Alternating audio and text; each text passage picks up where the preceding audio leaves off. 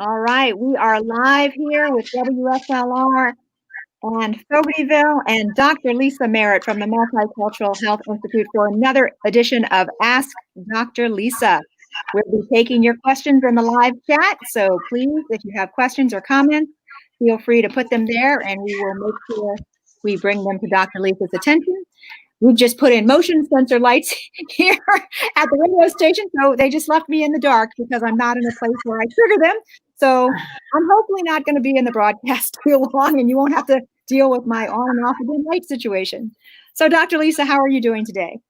I'm doing good, Arlene. How are you doing today? It's been a busy week, hasn't it? It's been a busy week, and it's been a real good day here at WSLR with this special day of programming that we've been having, focusing on the African American community. Some really good conversations taking place, and looking forward to the conversation you're going to have too. Excellent. Yeah, I like that idea. The Black takeover. That's a great concept. Finally having a voice. That's right. We thank you for giving that voice. We thank you for recognizing the need for that.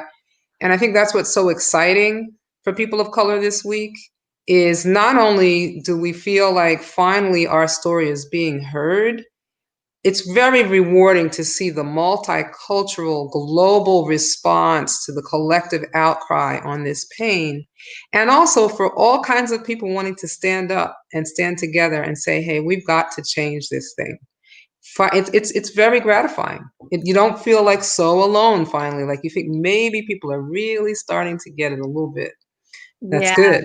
That's important. More and more people are saying enough is enough. How many times do we need to see this happen, before we make the change that needs to take place? So, yeah. Exactly. And, I was listening to some very interesting commentary because it's far bigger than just this one person who was the pivotal point, George Floyd's horrible demise. It's the entire structural and the system of institutional racism and the whole structure of policing of people of color that goes back to slavery days with the slave troopers, that even when people managed to escape all the way to, quote, free lands in the North, they could still go up there, retrieve them and bring them back because they were somebody's property. That mindset that they belonged to someone, that they were less than, is entrenched in the evolving security system and structure that happened throughout this country. And we've never really fully dealt with that. Yeah. Now is the time to say, hey, let's change this whole dynamic, this whole mindset. But that's really not our focus today is we're still on COVID-19, the pandemic, in the midst of all of this, and in the midst of all of this now. And that, we're making progress, but we're still dealing with some serious challenges in our area as well as across the country.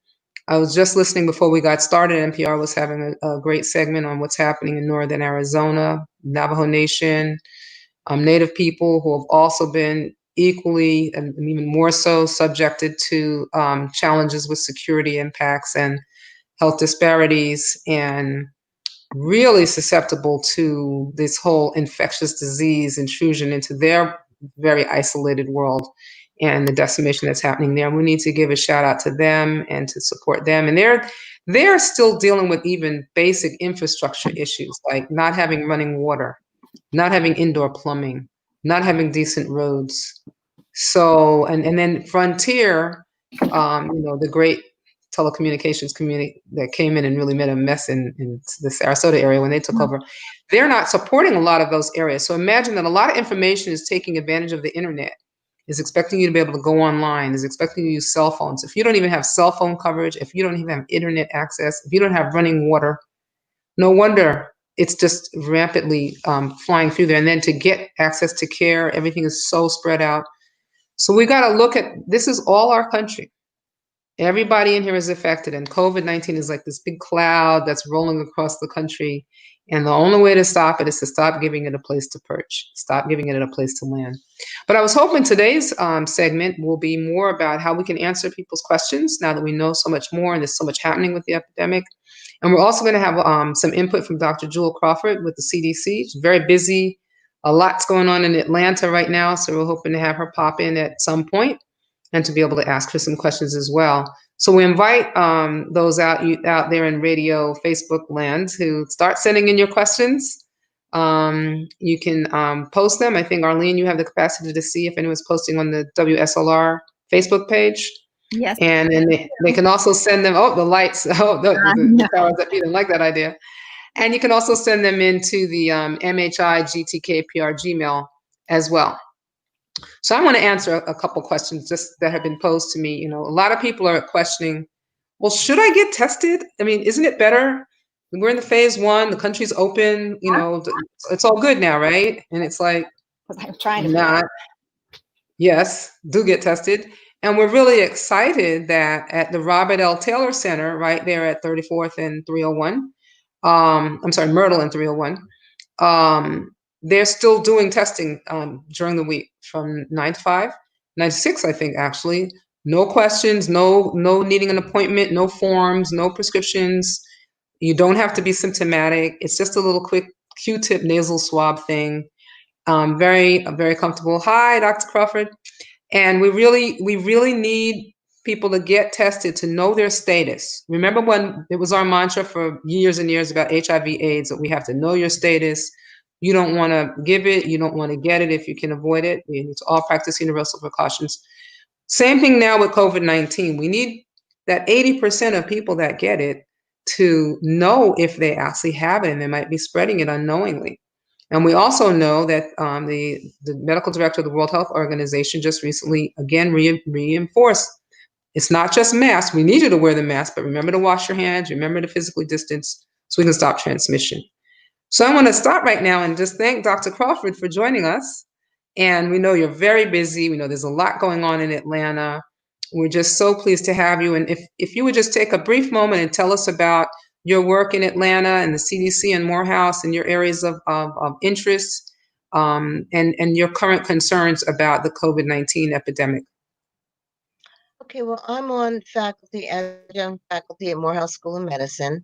I teach the first year community health course, and my area is social determinants of health. In other words, what is the intersection? What is the relationship between a person's health and the other, what we call social determinants: income, education, housing, transportation, all of those things, environmental health.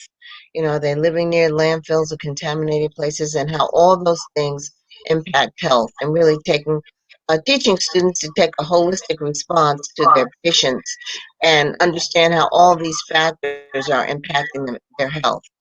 And of course, racism in and of itself is an independent social determinant of health that we know is a factor that adversely affects health.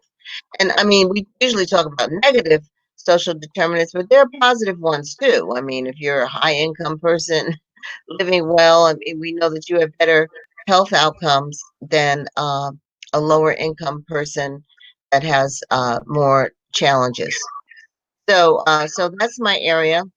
I also work with National Medical Association in the Community and Public Health section, and we are currently, along with you, Dr. Merritt, looking at how we are going to collectively address these challenges of COVID, and also, of course, the new, relatively speaking, new wave of response to police brutality, which of course has been ongoing since Black people have been here the last 300 or 400 years. But Yeah. whatever it was about this last incident, this really set people off. I guess there's always a straw that breaks the camel's back.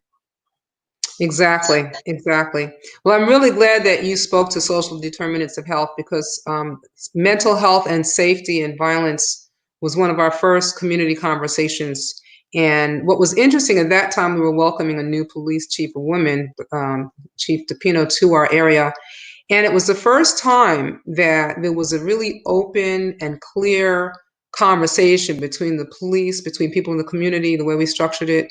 And what was so wonderful was that a lot of commonalities came up in terms of concerns, in terms of experience. Some people had actually gone to school with each other, they didn't know. And it broke down some things and it started things in a better trajectory, and it changed some policies that she was able to start recruiting without requiring a college education so that you can get people with a high school education, begin to diversify the force. It started out, we've had some challenges since, but I think we need more of that across the board for people to really not just look at people on TV and telling them what to think, but to talk as humans with one another and understand everybody wants their kids to be safe. Everyone wants to have enough to eat. Everyone wants to have a good job, right? Everyone wants to go to school. Yeah. And I love if you could talk a little bit about education and health literacy and how that ties to health status as well, and social determinants of health, access to good education. Well, there's an expression, and I'll modify it: poop flows downhill. And you can see that right at the top, when you have uneducated, ignorant people in leadership, it really has a bad outcome. People that don't really understand science, they don't understand what's going on. I'm not going to mention any names, but as I said, you know, we have a lot of people in leadership that don't really understand what's really happening. And what we're finding is that, especially here in Georgia, is that money is coming in and it's not being well spent. It's not being well spent. And oftentimes, medical and public health community is not even consulted about, for instance, for the COVID crisis. And you can say what's going on with police brutality is in many ways a mental health crisis as well, because Right. people are traumatized. People are saying this could be me, this could be my child, you know, this could be my husband, my boyfriend. And having to witness this on TV over and over and over again, seeing someone murdered is traumatic. It's It traumatic. is. And Yes. and we're not really positioned or prepared to even deal with people's emotional and psychological trauma around these things, because our healthcare system is a for-profit system, and right now it's really in shambles. So, and I heard one brother said, "For these crises, you are on your own." And it really shouldn't be like that, that every individual is just on their own to figure out how to deal with their own stressors. But I think that as activists, we have a lot of work to do, and we have a lot of strategic planning to do, which we really have not been able to work in a coordinated fashion for. We could get into the reasons for that, but we really need to work. But that's part of what the NMA is really, they're putting forth their position papers, the Yeah. Association of Cardiologists. Hmm. There were some really interesting concepts on how we can redistribute, like in Minneapolis, how they're underfunding, the policing aspect and saying, let's shift some of that funding effort towards mental health and prevention. And, like I'm a traumatic brain injury specialist, and people with autism spectrum, brain injury, and impulse control problems, if they interact with police without someone that's trained, it can escalate to a very terrible situation. But if you bring along, one of the things they had was citizen patrols in our areas they were trying out, someone that knows how to de-escalate those situations. That's a great win-win for everyone, a better use of resources. And Go ahead. well, I really commend you for your work that you're doing in Florida, and really wherever you go, you throw down, Dr. Merritt, and we appreciate that, because what we need to do is really, I think, as health practitioners, is pull together what are our best practices, what's working here. We don't have to reinvent the wheel wherever we go. You're right, exactly. And one of the things that you have been able to help us with, and with the National Medical Association, is looking at the global situation, even the COVID response. Everybody's not suffering with this like we are. So what are they doing that we're not doing? And of course, other countries are just miles ahead in terms of having a functional healthcare system in place. If we have a dysfunctional, Of universal access, exactly. So, and the right, CDC has done a great job of creating guidelines and return to work ideas, but it's almost like they crumpled that up and tossed it out a window and just making it up. You're affiliated with the leadership CDC, and problems, when you have leadership problems that right. where people don't really understand science, medicine, don't even hold it in any high esteem or regard. And so ignorant, they don't even know the importance of listening to professionals in the field with expertise. So So, I we mean, have. didn't the CDC have a whole department, and then under the Obama administration, that was really anticipating this type of crisis I that don't we're think in? that has to do with CDC. I think that was something. It may have come under Health and Human Services. I don't I know see. what the hierarchy was there, but I know something was in place for pandemic response, and I don't know the whole hierarchy of who was dealing with what, or if they were independent Yeah. doctors or whatever. But there was something in place where I think that came out of the Ebola response um, Right. for independent um, pandemic response team that was Hmm. planning, and that got canned. That's my understanding. So, but the thing about it, as Black people and people of color, um, it's not a new thing for us to be marginalized, and we really need to have our own infrastructure in place to handle things the way that they impact our community. Because even sometimes when the government plans things, we're not always included, or the particular things that we have to deal with are not even part of the planning or a consideration or anything. Right. And Right. so, because when they were talking about the COVID, I mean, they weren't looking at uh, the comorbidities that African Americans suffer with at higher rates, and how if you're diabetic, if you're hypertensive, if you have lupus, if you're immune compromised, how does that affect um, your susceptibility to the virus? And then we're back to the social determinants. Starting with, if you're living on the street, if you don't have housing, don't have sheltering in place, if your house is a cardboard box, that's a problem. I mean, so we can start with the very least of these and go from there, because we're more as I said, susceptible to really whatever comes along, if we don't have things in place to keep us healthy. I see a comment coming through from Gail Harvey. Thank you, Gail, that she's concerned about us going through such a stressful time and how to find mental comfort for what we're witnessing. And I think, well, first of all, I want to take a moment to make a pitch for our community dashboard. And if everyone could check the link to that through our website, www.v-mhi.org, and the community dashboard has a variety of resources from crisis intervention lines to Centerstone and other mental health services if people need counseling. I think turning off the continual stream of negative information and just limiting that, deciding to take a when your dose of what's happening and how you're going to take it every day, and then deciding you're going to compartmentalize what you cannot have any control over. And then I think for some people, it's helpful to take positive action, to get involved, get on the phone banks, help support WSLR, help support MHI, help support other organizations that are trying to be part of the solution, help mentor young people. If you take a positive step, you don't feel so helpless. I Mhm. wanted to touch base on what you were just saying about social determinants of health in the JAMA from May 19th edition, Journal of American Medical Association, and the Peace of Our Mind. There was a great article, Failing Another National Stress Test on Health Disparities. And this included Dr. Carmona from Tucson, Arizona, William Owen from University School of Medicine in Hollywood, Florida, and Claire Pomeroy at the Albert and Mary Lasker Foundation in New York.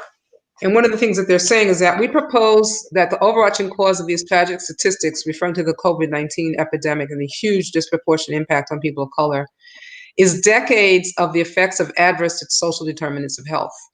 Even biological risk factors for COVID-19, like diabetes, obesity, asthma, and hypertension, can reflect environmental and sociological precipitating and contributing factors as much as racial differences in biology. A non-inclusive list of co-founders from the ecosystem social determinants of health includes struggling in poverty with limited job and job social mobility, working frontline jobs with lack of adequate personal protection equipment, like people, the bus drivers, the store workers, all those essential workers, there are a lot of Black and brown people, right? Living in crowded apartments where social distancing is impossible, shopping in food deserts without access to healthy food, undernourished, using self-rationing of healthcare as a strategy because you don't trust it, and having to be on public transportation on crowded buses, and having a public kindergarten through 12th grade education that too often leads to functional health illiteracy. I was like, they're going to tell the truth up in here, aren't they?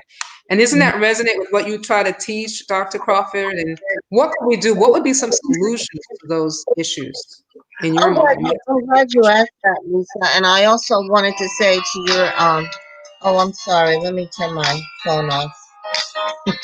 Hold on. It's okay. I know they got you on the hotline all the time. It's hot up in Atlanta right now. There's a lot going on. Yeah. But hold on just a second. Let me just get this off. Sure. Okay, so I wanted to respond to the listeners' question also about how can we get some mental comfort. This is not new. Okay, this has been going on certainly all of our lives. My mother's 100 years old. Okay, and it's been going on all of her life. Okay, so 100 years, 1619. This is not new. So part of the discomfort with it may be that it's just in your face, but it's been there all the time. And Right. now that we have social media, we have TV, we have all this where we can see what's actually going on. It's like, oh my God, we got to look at this. But it's been there all the time. And so Right. a commitment to activism, to taking a stand, to do what you can do with whatever your field of expertise or whatever talents or God-given talents that you have to contribute to helping other people. That is always the best therapy, in my estimation, is what can you do for others, even as a follower of your faith. You know, the Right. Christian, Judeo, Islamic tradition is always how you can aid the least of these. And so that's really the best therapy, to be solution oriented and see what you can do for help. And I've spoken to a group of white people that wanted to help, and one of the things I told them is that talk to your families. Talk to your families about racism. What is that about for them? Because when you think about it, there's not a lot that Black people can do to change white people's racism, but maybe Right. at the very least, you can talk to the young people in your family and try to give them another point of view so we don't raise another generation of racist. And so talk to your family members, talk to young people, uh, um, teach good values where you can. Go help in the food banks. There's so many things, and I hope as we go along we'll get more things to do, because one of the other things that needs to happen, part of the strategic planning, is the whole issue of reparations and the funding and the money that we need to correct the to repair the damage and to correct a lot of the maladies that are the that have resulted as we've inherited from the legacy of slavery, Jim Crow, discrimination, which has really gone on from the inception of this country. So my thought is that you're going to be hearing more about how we can contribute to that. But the other thing that I want to say is, looking on the bright side, the good thing about this is that there's been a great multiracial, cultural response. I mean, Right. I think maybe even last year, a few months ago, things would happen and nobody seemed to care. So whatever, I won't say nobody seemed to care, but you certainly didn't get a Outcry was not as huge. outcry. The It's mostly outcry was Black people. nothing like this. And so, and Mhm. it's mainly, yeah, as we say, justice is just us. So it's just like mainly just us responding. Okay. So now we have just across the board outrage. And we need to channel that energy. Anger is energy. And so we need to really channel that, and hopefully the leadership and activists in this country will be giving people more ways to channel their energy to correct the situation. But I think the best thing that you can do is make a commitment to yourself that you're going to act to change the situation. Everybody can do something. That's right. That is really good advice, Dr. Crawford. Thank you for emphasizing that. We've had to just live this as best we could, however we could, and pull together and keep pulling forward. Now that everyone's sort of sharing our collective longstanding pain, let's transmute that into progress. That's what I'm hearing you say. Mm-hmm. And, some of my anger really is kind of like, what took you so long to figure this out? Why are you so mad now? Why weren't you mad before? But you got to get past that and be more like, I'm glad you're here now. Let's keep going forward. But especially for young people, I think that a lot of our young people were sort of jaded and sort of didn't even feel like they had a future. Maybe this gives them a sense. Like, there was a really interesting segment on NPR about Afrofuturism, Hmm. and that they had run back in 2017. After the whole thing where they had the white supremacists marching and burning, and everybody acted like, oh, that's not such a big deal. Now we know they're like, seriously, for real, it is a big deal. But part of it was about, we're already in the future because we are the children of the dreams of ancestors who couldn't have even imagined the lives we have right now, as hard as it is. So this whole idea of Afrofuturism, and then when you look at a lot of the sci-fi flicks and all that and shows that were coming, there were never any Black people, and it was like, well, that was wrong, because as much as we survived, as anybody that's going to survive into the future is going to be us. So Yeah, it was an interesting conversation. Go ahead. You want to comment on that? yeah, Americans don't have a good historical perspective. I don't know what happened in social studies, K through 12, high school, or whatever, but the history has been lost. It hasn't been emphasized. It hasn't been taught. But I forget the exact expression, but those who don't know history are doomed to repeat it. And so I Right. think a lot of the young people don't really realize how long this has been going on and how intense the struggle has been all these years. So that's another thing that people need to do is educate themselves, read books, get the new Jim Crow. There's so many books. There's just whole libraries Yeah, full of a lot of African ways. American histories. I'm not going to start with titles.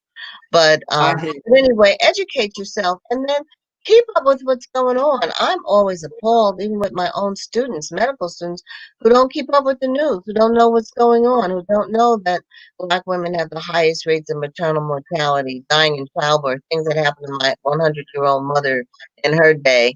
Not her, she didn't, but her right. mother, and that Right. generation of mothers that we're still having issues like that. The only country in the developed world where we have an That has increase this in level. mothers dying in childbirth.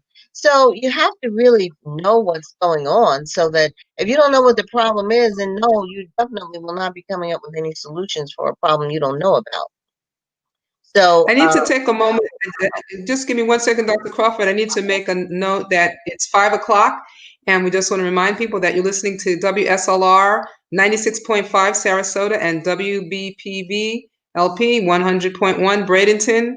We're glad that you're here listening to Ask Dr. Lisa. We have Dr. Jewel Crawford from Morehouse and CDC commenting on what's happening now. We were okay. just talking about the increased rate of maternal mortality on women of color, and also the higher infant mortality rate that we have historically, far significant, and some of the other indicators of poor social determinants of health. Okay, and let me just correct something, Lisa. My affiliation today is just with Morehouse School of Medicine. I am in no way Okay, here with former with Morehouse. No, yeah, I'm no Mhm. way representing, CDC. So, Right, but you anyway, work in public health. You were yes, I your have area. worked in public health for a number of years, Yes, and okay, especially environmental public health. But no, exactly. I'm not Now representing any let's of talk those for a quick folks. minute on environmental toxicity. Let's talk about Mhm. environmental racism and talk about like 50% of people that live near toxic waste sites are people of color. And how does that, in fact, affect health parameters and health and determinants of health? Well, one of the things that the United Church of Christ looked at um, 20 plus years ago was the likelihood of African American communities being placed near hazardous waste sites and polluting facilities. And what they found that was particularly in the southern United States in the South, that 75% of all hazardous waste sites and polluting facilities were near Black communities, African American communities. And that had not changed 20 years later. So, in terms of the planning and the decision making, somebody is deciding that they're going to put these places near African American communities.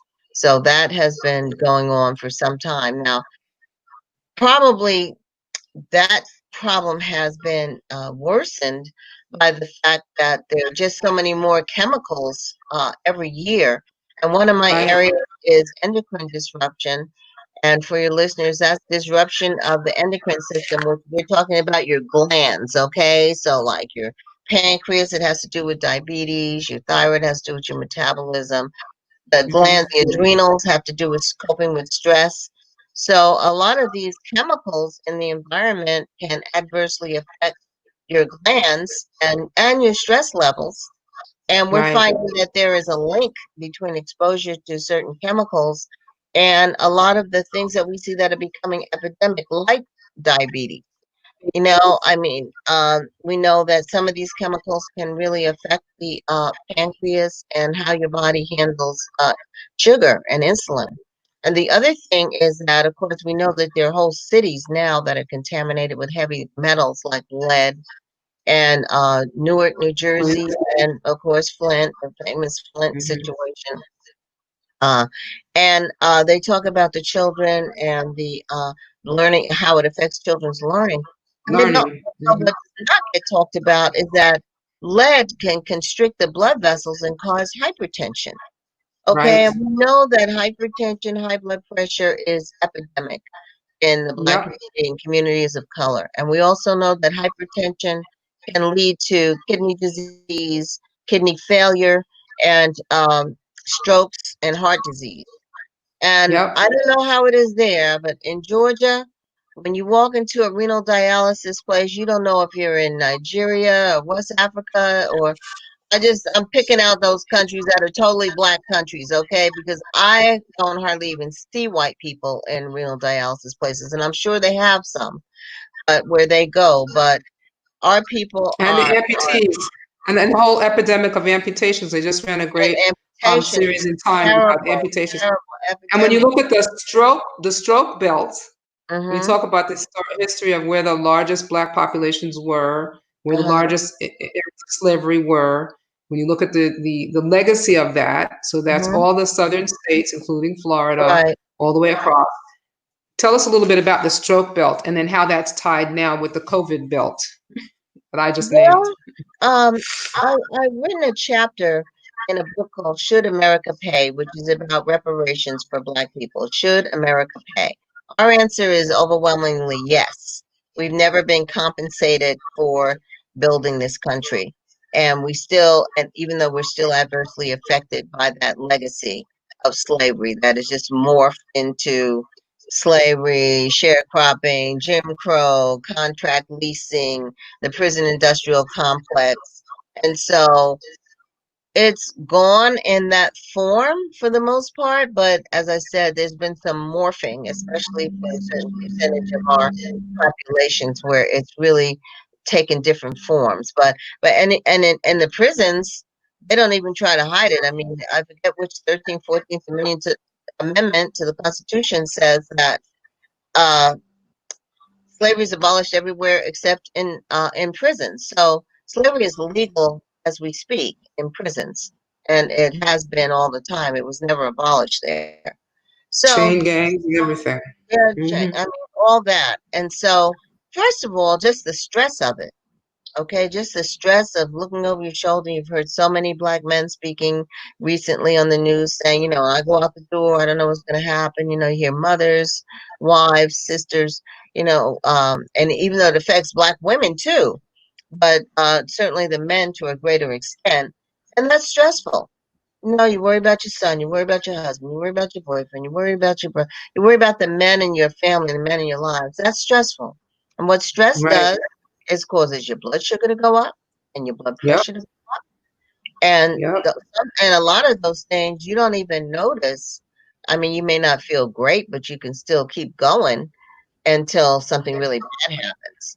And so, without having uh, universal health insurance and single payer, Medicare for all. I'm going to give a plug for that right now. Yeah. There we go. We want to hear that. Yep. Yeah, we need that. Healthcare is a right. I tell people we need to struggle more around healthcare. Not that voting's not important, but you can live without voting, but you can't live when you can't get the healthcare you need sometimes. People are actually dying, what we call excess mortality. So, Right. all those things have contributed. And of course, lack of education, not knowing how well to take care of yourself, and the schools that are worse. And then they have policies all over the country of what we call social promotion, where the children aren't prepared to go from first grade to second grade to third grade, but they're just moved along. And that's the prison pipeline right there. I mean, clearly, if a child isn't reading well by the time they're in third, fourth, fifth grade, and nobody's taking the time to teach them or even find out what's going on with them, because part of what I talk about with my students is you can have a child that's failing or acting out, with behaviors, and nobody even asks what's going on with the child. Exactly. Have Why? they lost a parent? Did somebody die? Somebody go to jail? Are they witnessing violence? Are they sexually abused? Can they Right. see? Do they need glasses? Can they? Masses. I've had so many of all of those incidences happen with Are our they students. breathing? All of it. So there's so many things. For those listening, I mean, if you can read, maybe you need to get over to the public schools and volunteer to help other children to learn to read. And if you find they're not following through, so many children need advocates. They need somebody to be there for them and speak up and say, look, there's no way that this And then kid, you have the guardian ad litem, which that's what that does, to be a guardian ad litem, to help advocate for these kids and be yeah, someone that yeah, cares, somebody that cares. children need advocates because we don't know what's going on with the parents. And you can't say, well, their parents should do that. Well, if their parents could do it, chances are they would be doing it. So something's Right. amiss there. So we don't know what's on with the It could parents. be a third generation of absolute dysfunction and just We have abuse. not walked in their shoes. But I'm Right. assuming that anybody that has an interest in listening to your program is literate. And if you can read, you can maybe help a child to learn to read. So that's Right. just an example of one thing, that people can do. So you asked about how the stroke belt and the COVID belt are kind of interrelated. And same problems, not waiting until the last minute when you have coverage, waiting till the last minute to get coverage because you don't have the money to pay for the bill. Maybe you go in and then you can't even get the medicine that they recommended because you don't have the money for the prescription. And sometimes you Right. go to these pharmacies and you're like, how much did you say this is? How much Right. is that? Or Even the maybe copay can be ridiculous. Yeah. I went in for a study not too long ago for myself, and I sat down. They said, "Oh, did they tell you about your copay?" And I said, "No. What is this? Oh, it's $600. You haven't met your deductible, and Deductible. you're out of pocket." I said, $600. I said, I'm not prepared to pay six hundred Mine dollars is right six now. thousand. My deductible is 6,000, and that's better than it was for So who self-insured. could do that? I mean, if we're Yeah. top of the food chain being doctors, and if that's a challenge for us and our families, then we know people that have less resources. Sometimes you just can't do it. And so you have delays in healthcare, so you don't have the early intervention. And I'm sure that's very true with COVID. And now the distrust of the medical system, and people are afraid to go in the hospital, and nobody can be there with you. And so it's just Right. like, well, look, if I'm going to die, I'll just stay home and die. I'm sure that has Right. crossed through some people's minds. So you have all those things operating, and then you have, and once again, it's beyond inept leadership. You have leadership that appears to not only care, they might be on the offense and really want to hurt you. You can't put that past people either. There are white people that want to hurt black people and people of color, and they're interwoven into society and all positions and whatnot. So it's beyond, I don't care what happens to you. Sometimes it's like, oh, I don't like you, I mean, Institutional racism, just for what you yeah. look like. They just don't like you because of what you look like and what you represent to them. That's a Mm-hmm. really hard, and that's where we need allyship. So I want to talk a little bit about allyship because I think that's the final piece when we talk about, well, what can I do? Well, I'm loving on a lot of the signs that I'm seeing. And people are saying, and it's white people saying, white people step up. It's like if you're in even a social environment or even in people's own families where it's really uncomfortable, if you hear something that doesn't really sit with your own truth and your own perspective of what's fair and just in the world, now's the time to stop just trying to keep the peace and kind of let it flow along. It's to say, wait, I don't like that you said that.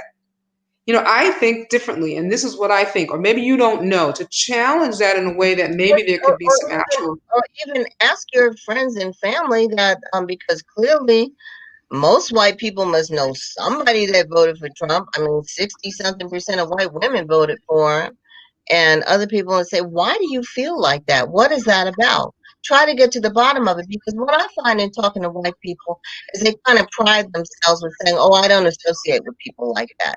There's nothing you can do with them. We can't tell them anything, so I just have nothing to do with them." But those are your family members and people that are part of your uh, you have some Social relationship circle. with, social circle. And these things need to come out in the open. I think that probably more of that is happening now. And especially, I think it's related also to other things happening to young people, like the mass killings and shootings and whatnot, where young white people are challenging their parents about their views. And Safety. I mean, the guns in the yeah, schools now. The teachers should have guns in the school. I mean, this is right. what It's a kind of world do we want to have? right, and so and the legacy of slavery, but there's also the legacy of violence, because the Yes. only thing that has enabled this country to be like it is has been really, it's been social terrorism from the beginning. Terrorism Brute towards force. African Americans, African Native descendants of American. slaves, Native Americans, immigrants that have been on the lowest end of pay wage, picking our food. There's a type of terrorism Building that's the railways. Mhm. and white people have benefited from it. And they really need to check themselves and see um, how they've benefited from it in their own families over the generations. And there has to be a stop for that, a stop put to that. And then also, as I said, at some point, and I think this is going to get formalized, reparations are going to have to be paid. The situation has to be corrected, and it's going to take money and structural change. And I believe that that is well overdue, and it's going to happen. I think we're moving in that direction now, where people are having the consciousness now to see that this has been ongoing for all these years, and there are ways to change it. It is changeable. So we don't And have I to think that go. the allies, allyship again, in whether it's in a personal, interpersonal, or whether it's a corporate intervention, or whether it's like there was one gentleman who's one of the few Black CEOs of Fortune 500 company who spoke to the fact that because someone thought it was a good idea in the inner city of Philadelphia to have a program that got him and like four other kids out to higher performing schools and mentored them, and then he ended up, ascending the ladder of success. Somebody made that happen and cared enough and put money into it. We need more of those kind of somebodies to say, I don't want to lose this next generation of kids where there could be that next future scientist, inventor, great artist, whatever it is. So we need everyone to stay in the game to help cultivate these kids, to help create opportunities, to demand diversity of the organizations that they support or they might donate to, or foundations. Boards should be more colorful. They should look Yeah. like the communities that they're supposed Mhm. to serve. I mean, that's the kind of, we need people to really speak up and step up wherever they can, and have the courage and the conviction to know that that's the right thing to do. And right now it's even better because people will kind of maybe take it a little more because they're like, oh, everybody wants to talk about stuff. Well, now's the time. Well, the other thing, Dr. Merritt, is that we also have classism within our own race. So we've been talking about white Yes, people. I don't want to let middle and upper class educated Black people off the hook, because a lot talk of to us it. are in these positions because of the struggles that went before us. Nobody gave us Yeah, anything. This is like people shed blood, sweat, tears, activism. right, People died for us to not just have the right to vote, but for us to get into a lot of these institutions that a lot of right. uh, now older Black people went to. And a lot of us took these opportunities and lived a comfortable lifestyle and did not look back, and have not helped Yeah. other Black people and other people of color to cross over, even though they themselves were helped. And so, we've got a lot of people that are just, particularly, well, I don't want to point out anybody, but elected officials, that have gone Yes. along the program. We have a lot of Black people that are complicit with the system, with the Yes. prison industrial We just have a complex, lot of people and and just people in general, and they're well, not they're not holding the history. I'm specifying how it applies to each individual group, because it's not just Yes. white people. It's Yes. it's Black people too, and Yes. I don't speak to other groups that I know less about, but I know about Black and white people. Okay, You got that. yeah, I got that. And Yeah. and we have a classism issue when we haven't helped, and a lot of our teachers are complicit. They just move the kids through. They don't advocate for us, especially in a place where I am, like Atlanta. I don't get teachers that say, "Well, this boy can't read. Why are you promoting him to the next grade and not advocating for Right. him to get the social services and the wraparound Right. services that he needs?" Okay, so you have people in all the upper echelons of county, city, local government that are really not advocating for young people, that are locking the kids up. I mean, we have a real problem in our county where you go to the jail and, one of my neighbors said, "What day do the white people come to jail? They got a different day?" Because the county is about half black and the jail is about 99% black. So we have, and the jailers and the police force is a majority black.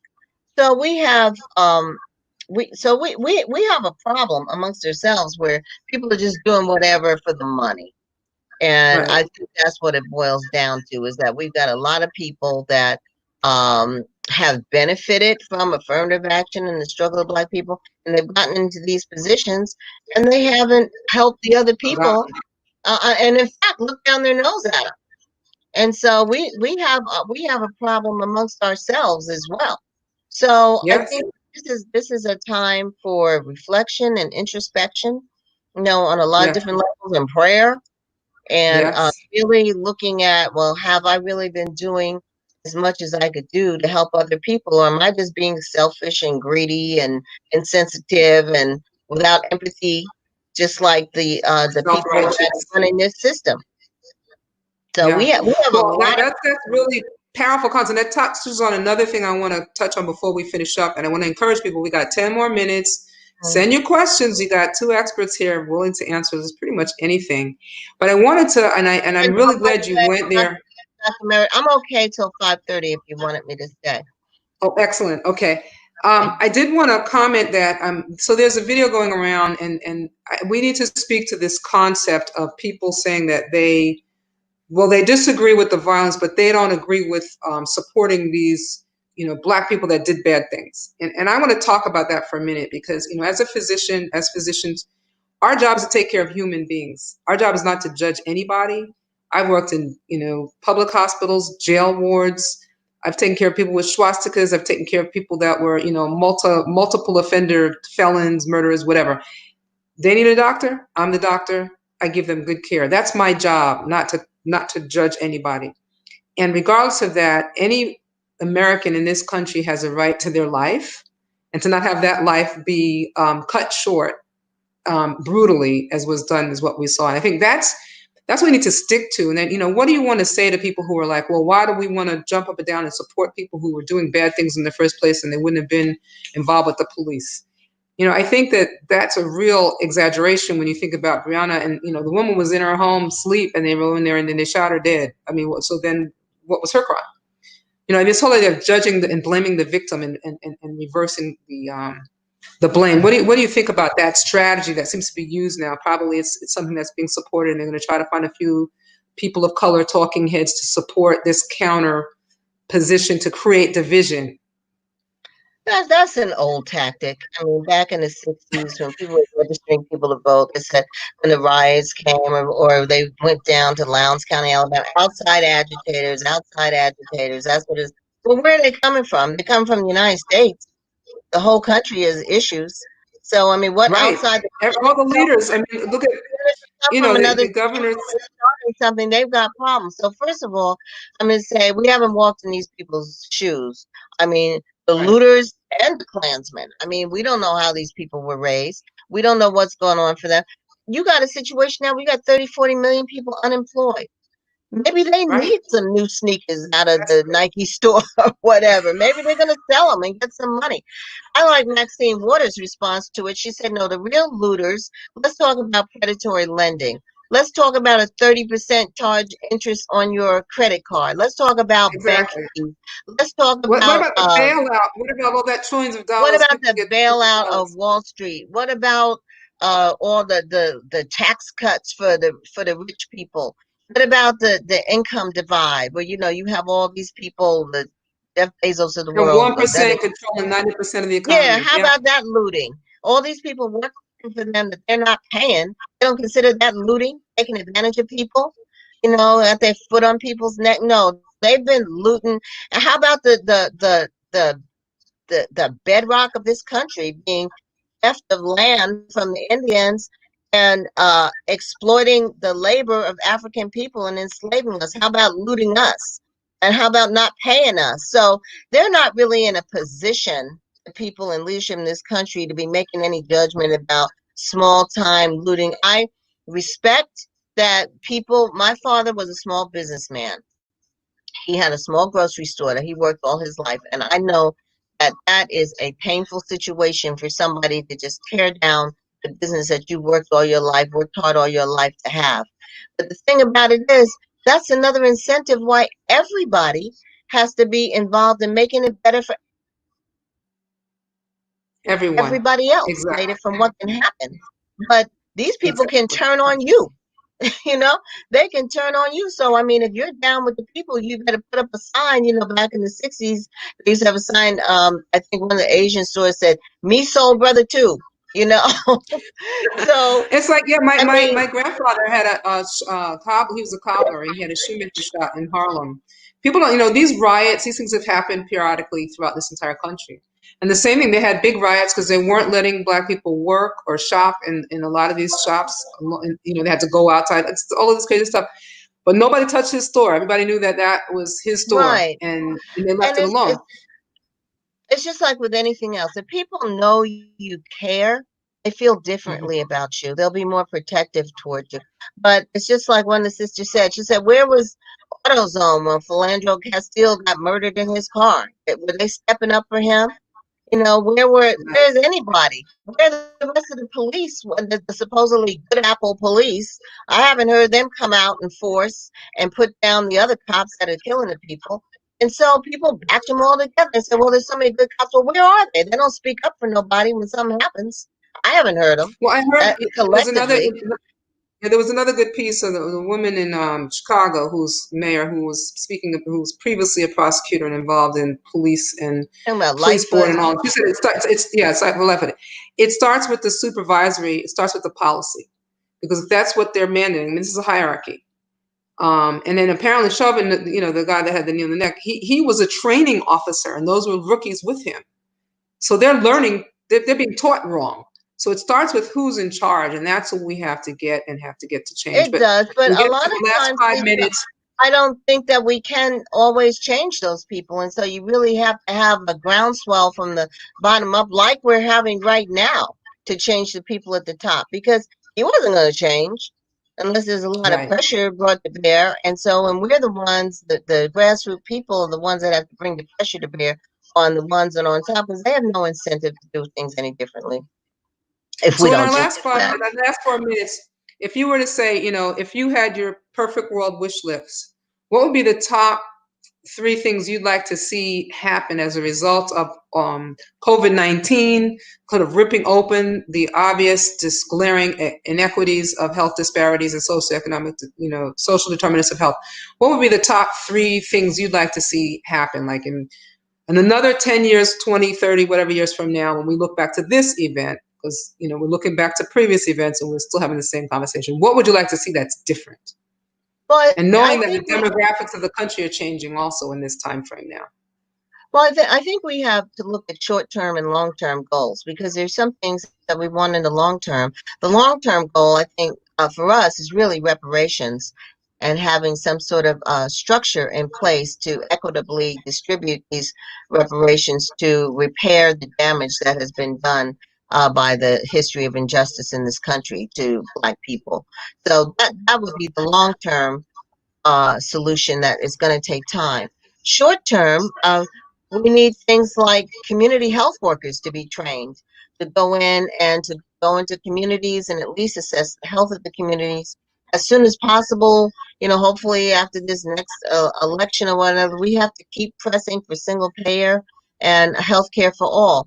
There has to be some sort of system, some sort of clearinghouse for these violent, brutal police, where somebody is keeping track a track record of the things that they're doing. Well, even just making And it public record, because right now it's citizens tracking these deaths. You know, it's no we need requirement. citizen Require that. review boards with teeth. Now, we had citizen review boards back in the 60s. They got, kind of watered down. But we need the citizen review boards to come back with teeth that can hire and fire these cops. So when they know when they do something bad, they're going to jail. They're going to lose their job and they're going to be prosecuted. So that needs to happen in the short term also, and that is what the demand has to be for now. So since we don't have a lot of time, there are other things in education. As I said, the school teachers listening, the literate people listening, help the children to learn Closing to the read, achievement gap. closing the that achievement block, support children's education and activities, not just reading and math, but the arts and youth activities, the cultural things, the dance, the Right. sports, the things that kids like, and that really pull them in and teach them discipline and achievement.